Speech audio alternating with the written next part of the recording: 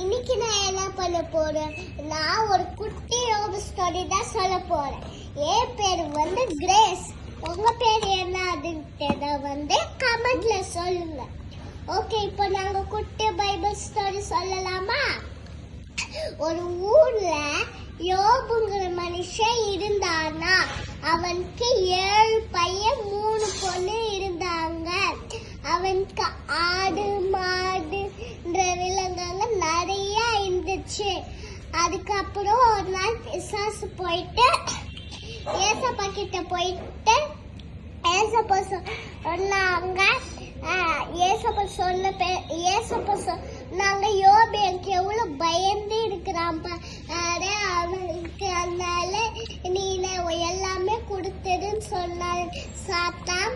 அதுக்கப்புறமேட்டு ஏசப்பா சொன்னாரு, யோபு பாத்தியா, யோபு எனக்கு எவ்வளவு பயந்து இருக்கான்னு சொன்னோடனே சாத்தான் சொன்னா,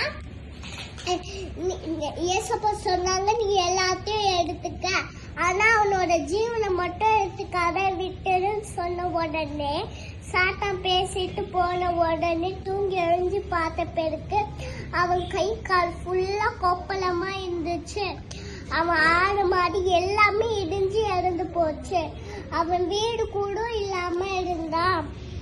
அதுக்கு அப்புறம் ஒரே ஒரு வேலைக்காரங்க வந்து, இங்க பாத்தியா உன் வீடெல்லாம் நடுங்கி போச்சு, அதனால உங்க பசங்க எல்லாம் இருந்துட்டாங்க.